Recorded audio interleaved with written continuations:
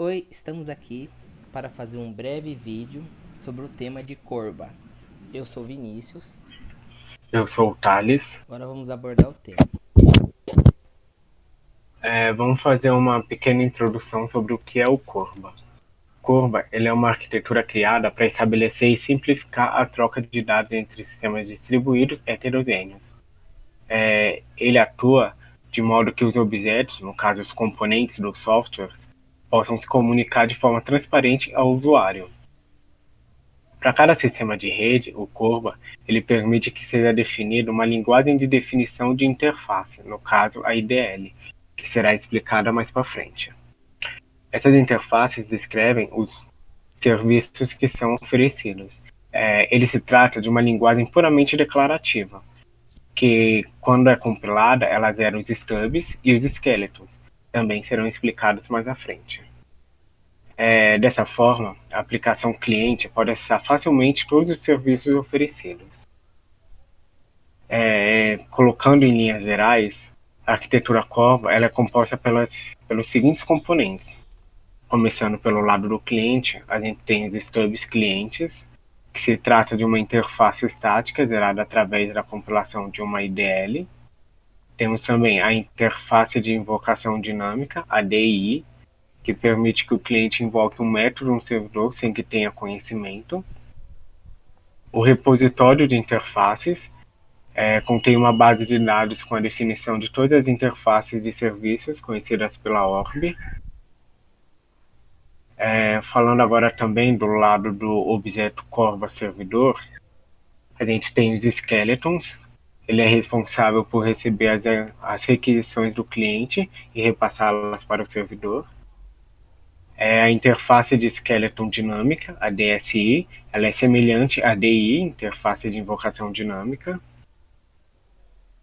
Temos também o repositório de implementação, é o repositório em tempo de execução para a classe que um servidor suporta, os objetos instanciados e suas identificações. Temos também a interface ORB, que permite o acesso às funcionalidades não oferecidas pelas demais interfaces.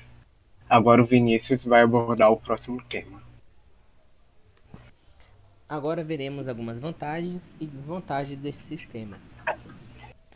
Algumas vantagens é a comunicação em sistemas distribuídos através de sockets ou mesmo RPCs é feita de forma não padronizada, sem flexibilidade na hora do endereçamento de objetos e de referência ao servidor.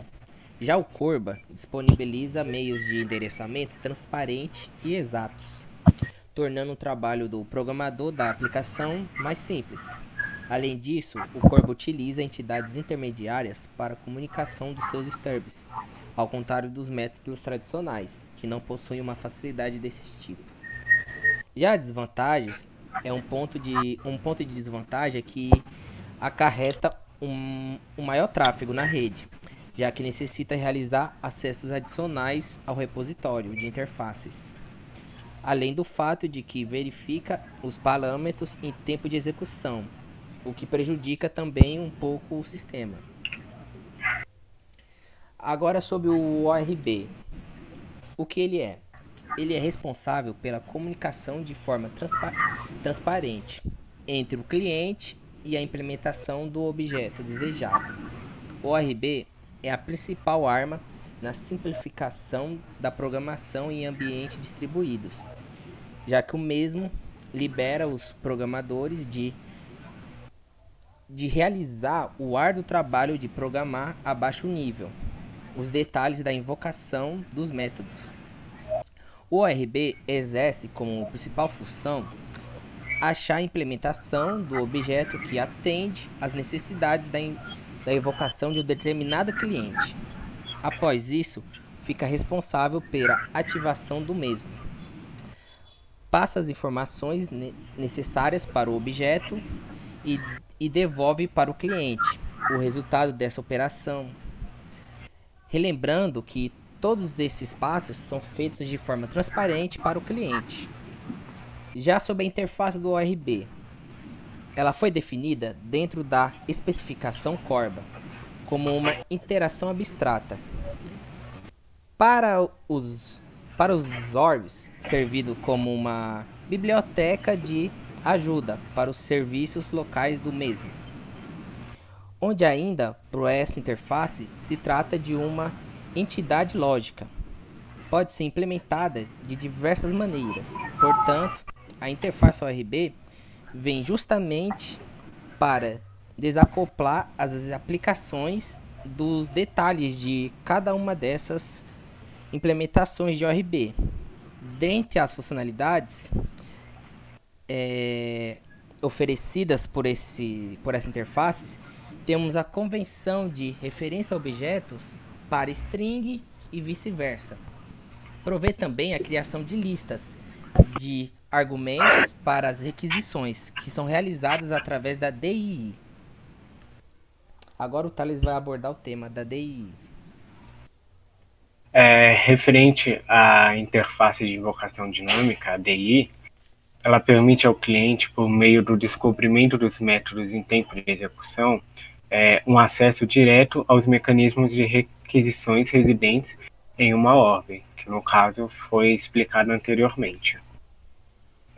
E também que realizem uma sincronização deferida não bloqueada, no caso, operações separadas de envio e recebimento, e chamadas unidirecionais, que no caso seria só de envio.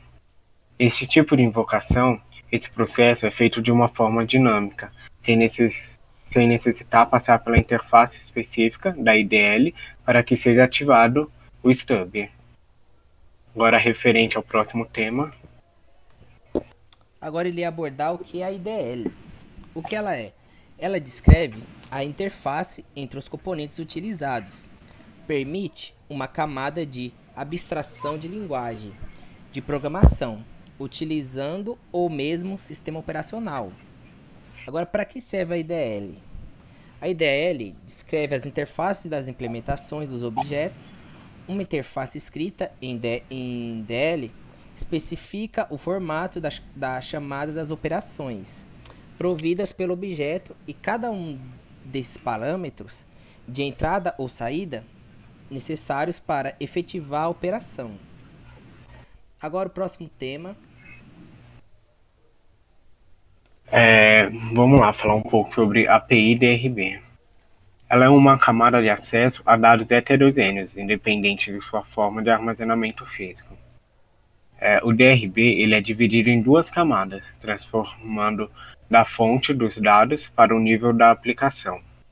As duas camadas são chamadas de DRB Interface e a camada de implementação, que possui os drivers específicos que suportam a leitura de cada tipo físico de dado.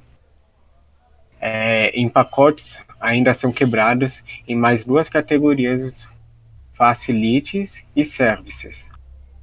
Ambos são conceitos amplamente usados na terminologia da arquitetura Corba. O próximo tema será...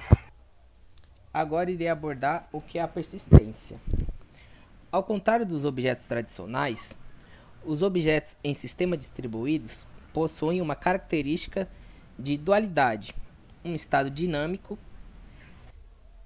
tipicamente alocado em memória volátil, e um estado persistente, que não pode ser distribuído após o encerramento do programa que os criou, e que pode ser usado para reconstruir o estado dinâmico, devendo o armazenamento em memória não volátil. Seja sistemas de arquivos ou banco de dados, a arquitetura Corba, para prover as persistência, devido à persistência, objetos como sendo responsáveis por armazenar o estado persistente por objetos, utilizando 4 elementos: objetos persistentes, gerenciador de objetos persistentes, o serviço de persistência de dados e a base de dados. Agora sobre os stubs e scalectors com Thales. Vamos lá falar um pouco sobre os stubs e os scripts. Os stubs, ele está localizado no cliente. Tem como característica promover interfaces estáticas para criar e enviar requisições correspondentes dos serviços realizados do cliente para o servidor. Ele é criado utilizando um compilador IDL. Já o Skeleton, ele está vinculado diretamente com o Stub, e tem como função fornecer a interface através da qual o método recebe as requisições. Os Stubs e os Skeletons, eles são componentes intermediários entre o cliente e o objeto. O Stub, ele é um componente do lado do cliente. A partir dessa referência, chamamos o método do objeto remoto, via orb. O Skeleton, ele é um componente do lado do servidor. E o orb o usa para gerar a chamada de método remota em uma chamada local no objeto. Ele traduz a chamada e os parâmetros para a implementação específica do objeto. No retorno, o Skeleton novamente traduz os resultados e os erros gerados e os envia de volta para o cliente orb.